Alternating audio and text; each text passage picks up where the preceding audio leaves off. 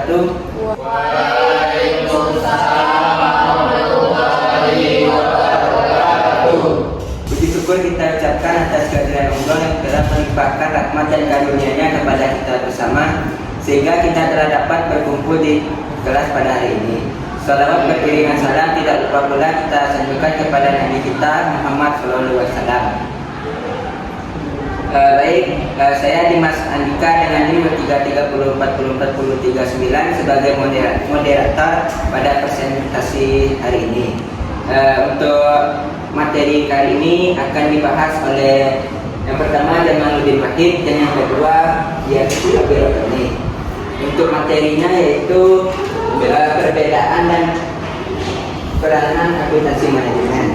Untuk materi pertama yang akan dibacakan oleh Jamaluddin Wahid. Perbedaan peranan akuntansi manajemen. Yang pertama yaitu perencanaan pengendalian, menyediakan data keuangan dan non-keuangan untuk membantu manajemen aktivitas bisnis. Kedua, mengontrol kinerja perusahaan melalui anggaran analisis varian dan laporan keuangan internal. Baik, untuk materi yang kedua akan dibacakan oleh Dian Habib. Pengambilan keputusan, membantu manajer dalam membuat keputusan yang berkaitan dengan harga produk, investasi, dan efisiensi operasional. Menggunakan teknik seperti analisis biaya volume, laba penentuan harga pokok produksi, dan analisis break-even. Baiklah, sekian materi dari kami. Untuk sesi selanjutnya yaitu tanya jawab. Kepada teman-teman yang ingin bertanya, disilakan. Baik, kepada Hidayatul Akid dipersilakan. Baik, saya akan bertanya kepada Kamila, bagaimana peranan akuntansi manajemen dalam pengambilan keputusan operasional dibandingkan dengan akuntansi keuangan? Baik, kepada Desi dipersilakan. Apa yang membedakan tujuan utama akuntansi manajemen dengan akuntansi keuangan? Baik, terima kasih kepada teman-teman yang telah bertanya tadi. Izinkan dari kelompok kami untuk mencari jawaban dari teman-teman. Baiklah, saya akan menjawab pertanyaan dari Afif, yaitu bagaimana peranan akuntansi manajemen dalam mengambil keputusan operasional dibandingkan dengan akuntansi keuangan. Baiklah, peranan akuntansi manajemen dalam peranan keputusan operasional dibandingkan dengan akuntansi keuangan. Jawabannya itu akuntansi manajemen fokus pada keputusan operasional internal. Akuntansi manajemen peranannya langsung dan aktif dalam mendukung keputusan operasional harian dan perusahaan. Yang pertama itu menentukan harga produk atau jasa. Yang kedua yaitu menilai profitabilitas setiap lini produk atau divisi. Yang ketiga mengoptimalkan penggunaan sumber daya. Yang keempat itu mengendalikan biaya dan anggaran. Yang kelima yaitu mendukung keputusan jangka pendek. Akuntansi keuangan yaitu fokusnya pada pelaporan eksternal, bukan pengambilan keputusan harian. Sementara itu akuntansi keuangan tidak secara langsung digunakan untuk mengambil keputusan operasional internal. Baik, apakah Afif paham atas jawaban yang telah diberikan oleh Jamaluddin Wahid? Baik, terima kasih atas jawabannya. Insyaallah saya paham. Baiklah, pertanyaan dari Desi akan saya jawab.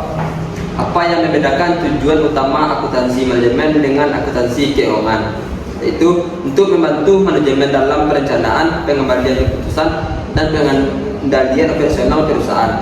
Fokus utamanya adalah internal perusahaan, manajer, pimpinan, divisi, direktur. Menyediakan informasi yang bersifat spesifik, rinci, fleksibel, dan seringkali bersifat prediktif berorientasi ke masa depan. Contohnya, analisis biaya, penetapan harga produk, anggaran, analisis varian, dan evaluasi kinerja unit bisnis. Baik, apakah Desi paham dengan jawaban dari Habil tadi? Baik, terima kasih kepada Habil. Insya Allah saya paham.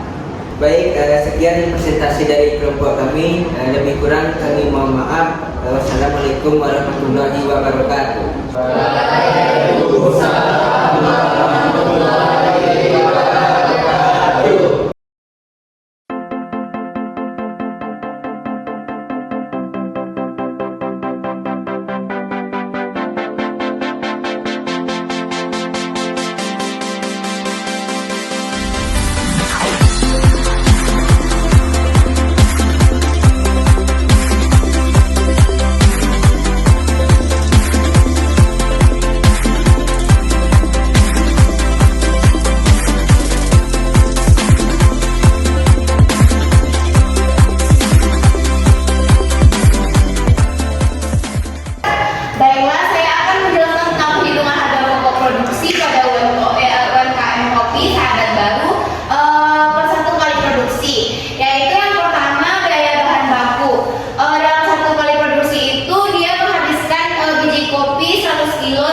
biji jagung 100 kilo.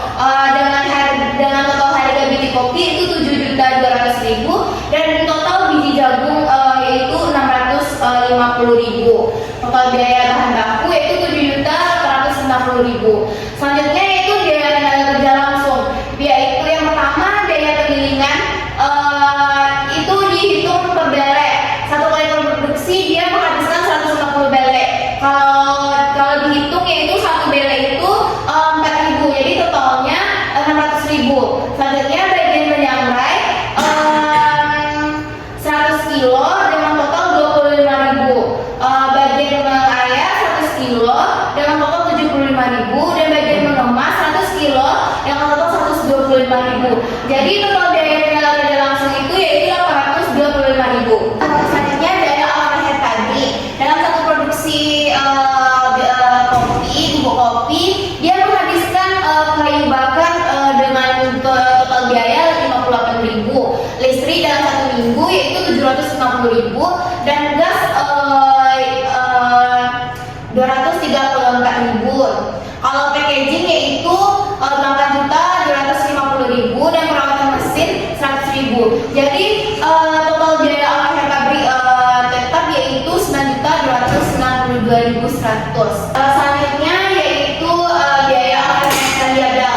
Biaya kirimnya 4 juta. Untuk karyawannya yaitu jika ada orang yang menumpang giling, upahnya yaitu 1.000 per 7 kilo, berarti 14.500. Biaya perawatan mesin bagi orang yang menumpang giling biji kopi yaitu 500 rupiah. Total biaya overhead pabrik variabel itu 4.014.500. Total biaya produksi keseluruhan yaitu 21.981.600. Hasil produksi dalam satu kali produksi itu yaitu 150 kilo atau 146.544.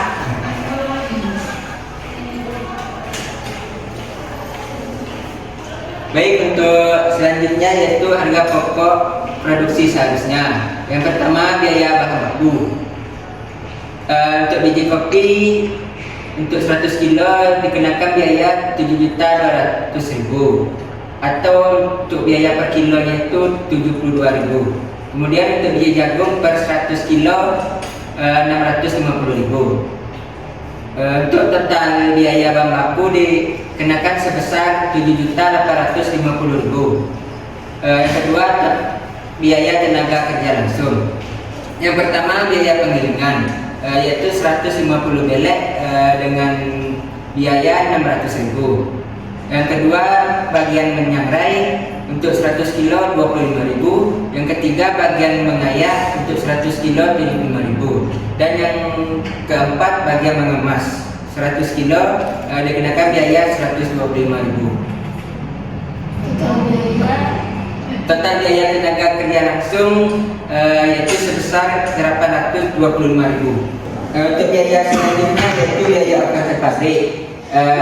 Untuk biaya yang pertama kayu bakar dikenakan sebesar 58.000. Yang kedua listrik untuk 1 minggu sebesar 750.000. Dan yang ketiga gas sebanyak 12 kilo dikenakan biaya sebesar 234.000. Dan yang keempat packaging sebanyak 1.008 piece dan dikenakan biaya 126.000.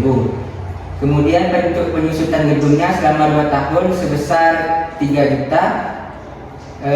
Untuk penyusutan mesinnya selama 2 tahun dikenakan sebesar 12.562.500. Kemudian untuk perawatan mesinnya dikenakan sebesar 376.875.